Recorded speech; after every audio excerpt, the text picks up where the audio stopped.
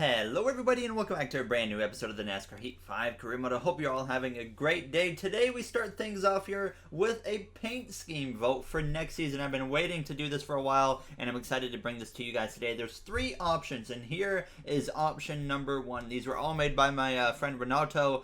Huge shout out to him to being able to do this. But this is scheme number one. Basically there's three schemes to choose from and you want to go to my community tab once this video goes live and there will be a vote where you can choose which paint scheme you'd like to see. So this is paint scheme number two right here. There is just the yellow and black concept, of course, for each scheme. Just the primary scheme is all we're really changing it up for next season. And here will be option number three on your screen here. I'm personally a huge fan of the option number one, but obviously it's up to you guys completely on which one that we run next season. So make sure you vote there as you see all the templates for this game. So vote on the community tab once this video goes live. If you comment on the video with your choice, I'm not going to take that. You just got to go right to the community tab and vote on the actual poll to see which one will be chosen for next season. Now, as we come through, though, into Kansas for the Xfinity Series as well as the Cup Series. The round of 8 starts in the Cup Series here in today's episode. Very excited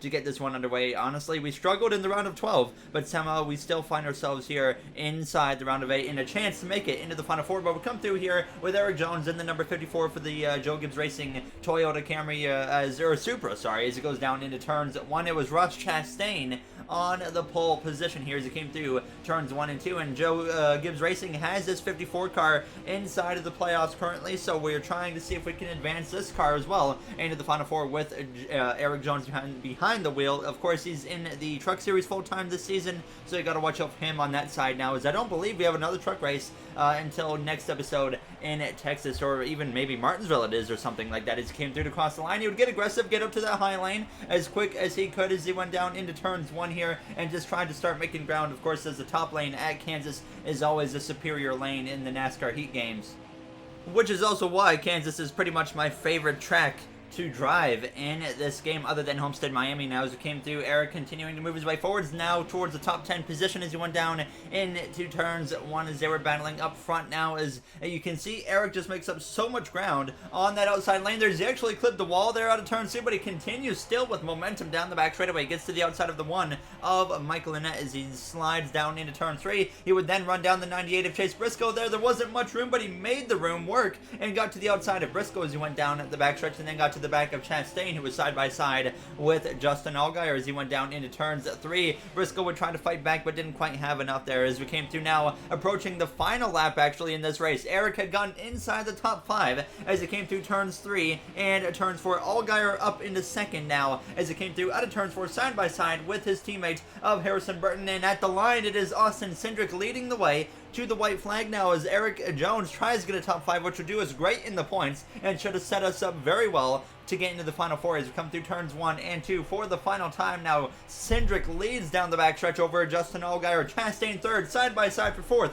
between Burton and Jones as it goes down into turns 3 and 4 for the final time. There you see Ryan Sieg and Daniel Hemrick behind us now trying to get any positions they can as Jones comes through out of turns 4. He's actually going to get the run off the corner to beat Burton at the line. Cindric wins in Kansas and Eric Jones comes through to finish in the 4th position here, so a very solid effort in the Kansas Lottery 300 for Eric Jones. Now a top 5, can't really complain with that now, of course, and that will set us up very well in the point situation as you're going to see the current playoff grid in the Xfinity Series. Jones holds the last spot in the Final Four by 4 points now as we're going to come through into the Cup Series weekend here as well at Kansas Speedway for the start of the round of 8 for myself now as we get ready to go for qualifying with the Stanley paint scheme on the car for the probably final time this season as we came through to start our qualifying lap.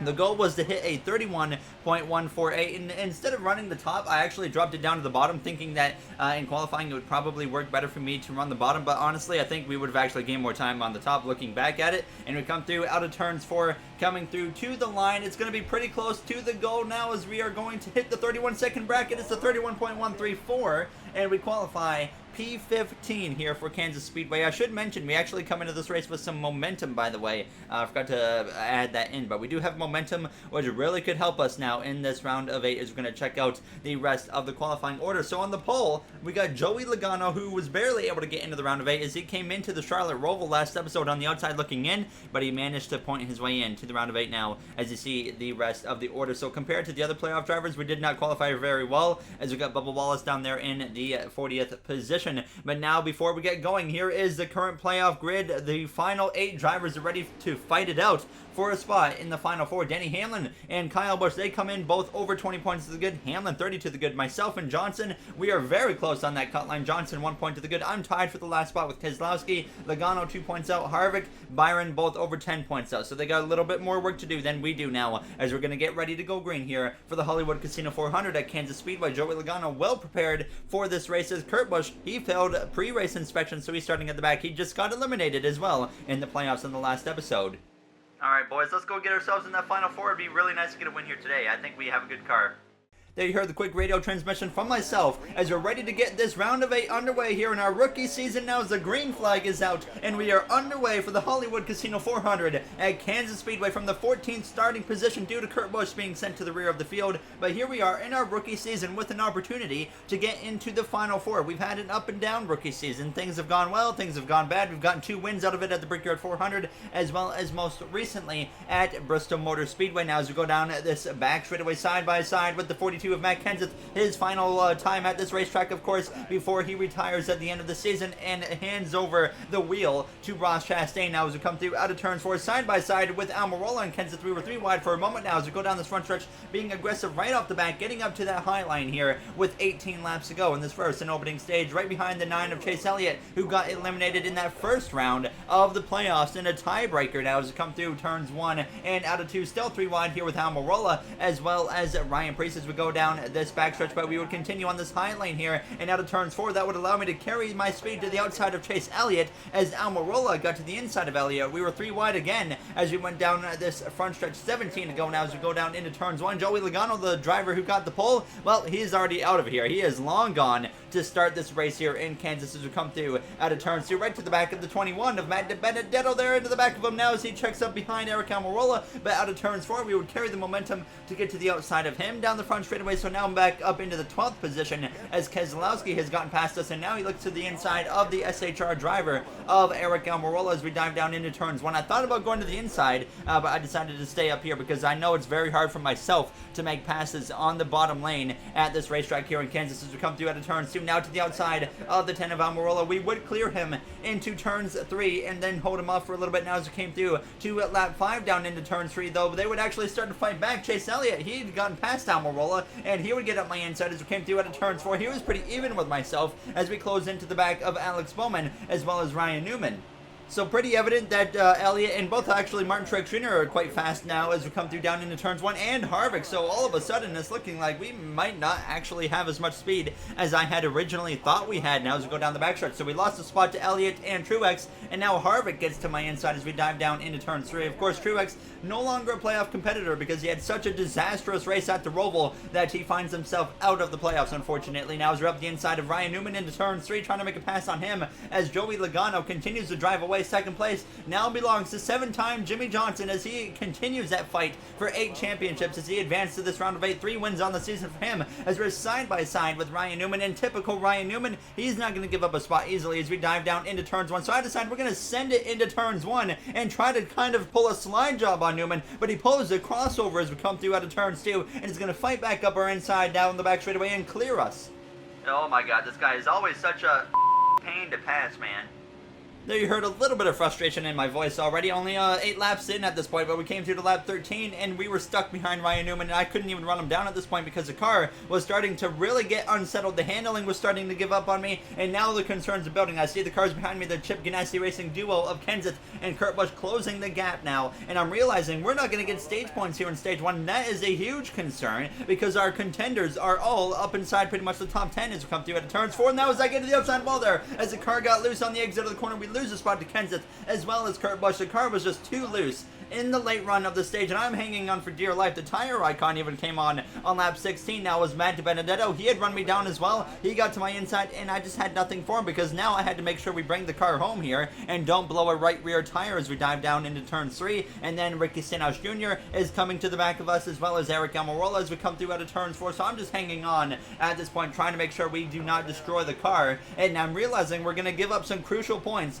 but unfortunately, this is just the situation we find ourselves in. So Stenhouse, he makes a pass, and then we come through out of turns 2, very sideways on the exit of the corner. A big save as Almirola goes by on the outside, down to 12% on that right rear tire. But now Custer, Austin Dillon, Daniel Suarez, they're all coming through turn 3 to pass us. Suarez has been running considerably better lately here in the career mode. I haven't adjusted his driver rating at all, but he has been running a lot better now as we're side by side with Austin Dillon. But I just give up the spot because I need to make sure we get this car to the finish of this first stage. So we come through now towards the final lap here in stage 1, down the front straightaway, coming through to cross the line. Logano still leading, but the caution actually comes out just as we cross the line and saves us from having to worry about making it to the finish here of stage 1, as that did end stage 1 in a very, very bad stage, and this is going to hurt us a lot here in the points, as Joey Logano was able to win the stage. And you see all of our competitors all up inside pretty much the top 10, so that is not good at all for us now. So I would make a lot of adjustments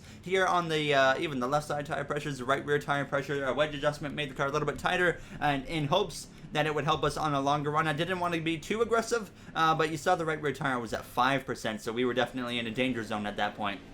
But we would come out here P22 for the restart now as we get ready to go green here behind the 41 of Cole Custer. Now as the green flag is back out, and once again we are underway. Joey Logano will lead the way to the start of the second stage. Jimmy Johnson up there in the mix with them, as we're going to see the playoff points at the end of stage 1. So we now find ourselves 8 points out of the final 4. We came into this race tied for the final spot on the inside, though, looking at, I think it was Brad Keselowski who was right behind us, so that is not good for us at all. Even Hamlin and Kyle Busch lost points due to Joey Logano and just their other competitors beating them. So now Hamlin, the best driver right now on the playoff grid, is only 24 points to the good, so this could get very interesting now as we're 3 wide in the middle between Custer as well as Bell. 3 drivers, or 3 rookies, all 3 wide as we went down the front stretch, though we would clear Bell, but it's pretty evident that if we have another bad stage, we're going to be in a really bad position. There's the 3 of Austin Dillon. He's sideways from that earlier contact on the straightaway. He saves it now as we come through out of turn 2, looking to the outside of Matt Benedetto now in that 21 car as we go down the back straightaway. So now up to P18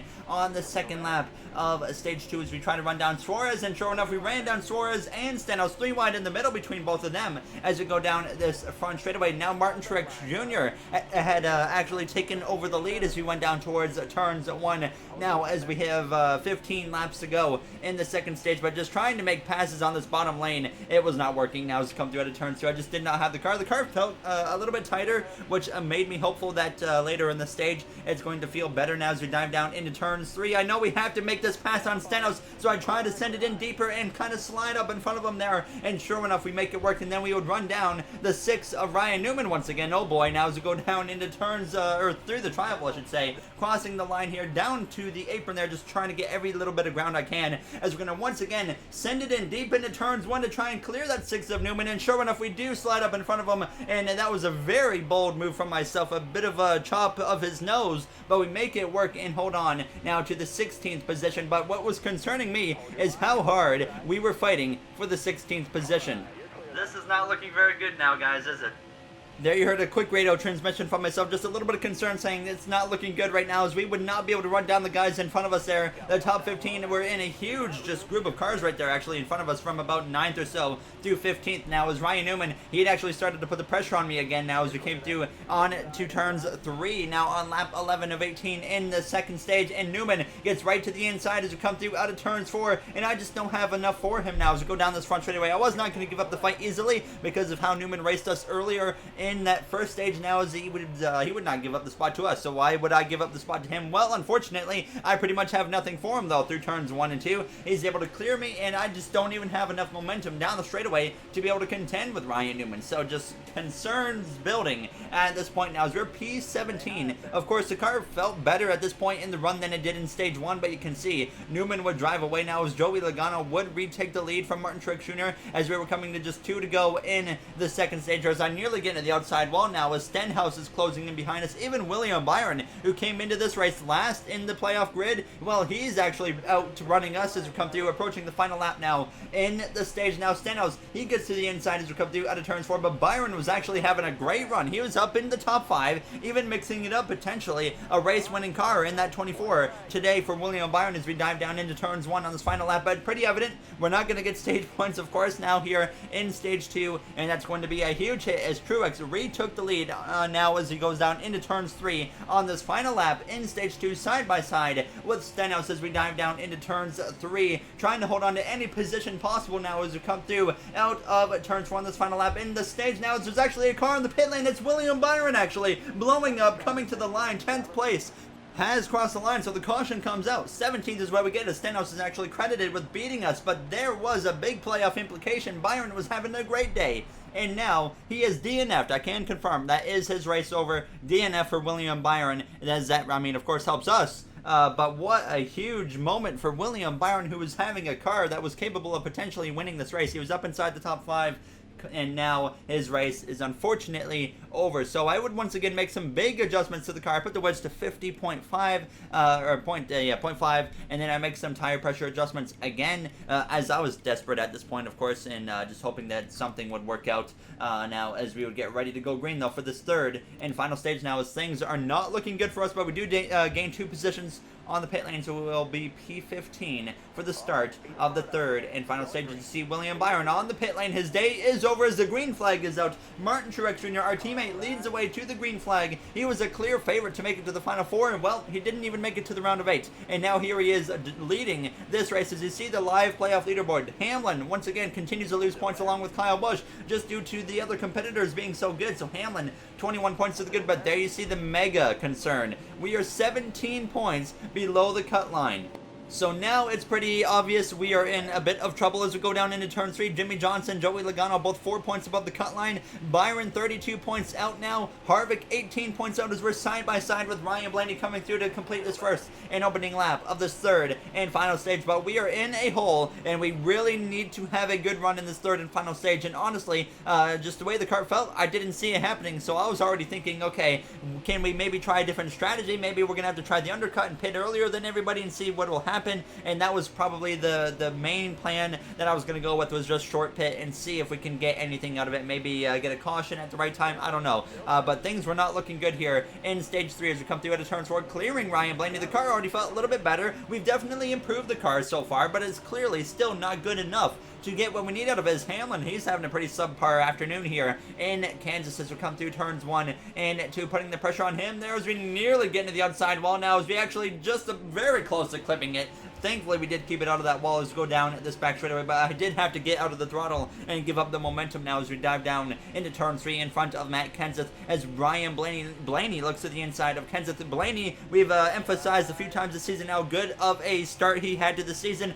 Then he just hit a cliff. He had a huge downfall and just hasn't really been relevant since then. Now as we go down this backstretch, he though was putting on the pressure along with Matt Kenseth on myself, and into turns 1 now on lap 50. Blaney is able to get up my inside as Truex continues to lead over second place of Joey Logano and Jimmy Johnson. Still up in the mix, but I just have nothing again for some of these drivers like Ryan Blaney and Matt Kenseth as we go down towards turn 3. Blaney should clear me right here into the corner as Daniel Suarez is up there almost in the top 10 as we come through out of turn 4. As I said earlier, he's really been turning it up lately here in the career mode, and I haven't touched his driver rating at all, so I was pretty surprised to see that now as we come through 17 laps to go in Kansas. I'm fighting as hard as I can against that 12 car, just hoping that there's something there, but now Kenseth, he gets to the back of me, and sure enough into turn 3 and on lap 51, he drives by me as well. So now I'm thinking, okay, when are we going to come to the pit lane? Because I know we need a short pit. That's really our only option at this point. 10 laps of field was left or so in the car now with 16 laps left in this